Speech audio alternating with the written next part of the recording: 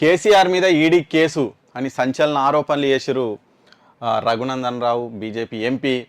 కొద్దిసేపటి క్రితమే రాష్ట్రానికి ఆఫీసర్లు వచ్చిర్రు. హైదరాబాద్ నుంచి ఫోన్ వచ్చింది. హరీష్ వెంకట్రామిరెడ్డులకు ఇద్దరికి ముసళ్ళ పండుగ ఉంది ముందల అని మొత్తానికి రఘునందన్ రావు అయితే వార్నింగ్ ఇచ్చిర్రు. అన్యాయం చేస్తే పాపం తగిలిపోతారు. మెదక్ ఎంపీ రఘునందన్ రావు సంచలన కామెంట్లు చేసిర్రు. ఇక చూడండి, కేసీఆర్ మీద ఈడీ కేసు నమోదు చేసిండని మనకు వచ్చినటువంటి వార్తలు అయితే ఈ ఈడీ కేసు కూడా గొర్రెల స్కామ్లోనే నమోదైందన్న వార్తలు అయితే వస్తున్నాయి. గొర్రెల స్కామ్ చాలా చిన్నది కాదు, చాలా పెద్దది. 700 కోట్ల స్కామ్ అని వార్తలు వస్తున్నాయి. ఈ నేపథ్యంలో 700 కోట్ల స్కామ్ కాబట్టి ఈడీ రంగంలోకి దిగిందట. అసలు 700 కోట్లు ఎవరికి మళ్ళినాయి, ఎవరు స్కామ్ చేశారు అంటే గొర్రెల మొత్తం రీసైకిల్ అయిందట. ఒక వెహికల్లో గొర్రెలు వచ్చి దిగుతాయి, లబ్ధిదారునికి అందిస్తారు, వాళ్ళతో సంతకాలు తీసుకుంటారు. మళ్ళీ అవే గొర్రెలను మళ్ళీ బండి ఎక్కిస్తారు, ఇంకొక ఆయనకి ఇస్తారు, మళ్ళీ ఇక్కడ సంతకాలు తీసుకుంటారు. ఇవే గొర్రెలను మళ్ళీ బండి ఎక్కిస్తారు. అంటే ఒక్క యూనిట్ గొర్రెలను అట్లా ఎంతమందికి వంచిరో, 10 మందికి, 20 మందికి, 30 మందికి ఎంతమందికి వంచిరో ఎవరికి లెక్కలు తెలియదు. అవి అక్కడ గ్రామ స్థాయిలో ఉన్నటువంటి పశుసంవర్ధక అధికారులు, పైన ఉన్నటువంటి అధికారులు, ఇక మినిస్టర్ పేషి వరకు ఈ స్కామ్ అయింది, ఎవరి వాటా వాళ్ళకి వెళ్ళిపోయింది. మరి మినిస్టర్ వరకే ఆగిందా ఆ స్కాము, లేకపోతే ఇంకా పైకి వెళ్ళిందా అనేది ప్రస్తుతం దర్యాప్తు అయితే జరుగుతుంది.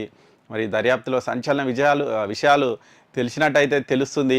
మరి గొర్రెల స్కామ్ మీద ఈడీ కూడా ఫోకస్ పెట్టిందట. 700 కోట్లు అంటే మామూలు విషయం కాదు. అసలు 700 కోట్లు ఎవరు పంచుకున్నారు, ఎవరెవరికి ఎంత వాటా పోయిందని తేల్చే పనిలో ఈడీ అధికారులు ఉన్నారని అయితే మనకు తెలుస్తుంది. ఇక గొర్రెలు మూగ జీవులు, వాళ్ళు అవి అయితే చెప్పలేవు. కానీ ఆ గొర్రెలు 100 గొర్రెలు తిన్నది ఏదో అంటారు కదా, 100 గొడ్లను తిన్న రాబందు ఒక గాలివాన వచ్చి పడ్డట్టు ఇప్పుడు ఇన్ని 700 కోట్ల గొర్రెలను స్కామ్ చేసినటువంటి ఒక రాబందు కూడా ఇప్పుడు ఈడీ తోటి, అంటే ఈడీ అనేది ఒక గాలివానలాగా అయింది. మరి ఏం చేస్తుందో చూడాలి. ఆ రాబందు, గొర్రెలను తిన్న రాబందు ఏం చేస్తుంది, దొరుకుతుందా? మరి దొరికితే ఎవరు దొరుకుతారు, అసలు ఆ నిజంగా పెద్ద రాబందు ఏది అనేది ఇప్పుడు దర్యాప్తు చేసే అవకాశం అయితే ఉంది. నేపథ్యంలో కేసీఆర్ కూడా ఈడీ నోటీసులు ఇచ్చింది అని అయితే మనకు వార్తలు అయితే వస్తున్నాయి. మరి దీని మీద రఘునందన్ రావు అయితే సంచలన ఆరోపణలు చేశారు. అప్పుడు కవిత కేసు కూడా, ఢిల్లీ లిక్కర్ స్కామ్లో కవిత ఉందన్న విషయం ఈడీ ఎవరో చెప్పలే మనకు, బీజేపీ ఎంపీలే చెప్పారు. ఢిల్లీలో ఉన్నటువంటి బీజేపీ ఎంపీలే లిక్కర్ స్కామ్లో కవిత పాత్ర ఉందని ఫస్ట్ సంచలన విషయాలు బయటపెట్టిరు. ఆ తర్వాత ఈడీ ఎంటర్ అయింది, సిబిఐ ఎంటర్ అయింది, ఇప్పుడు కవితక్క జైలుకు పోయింది.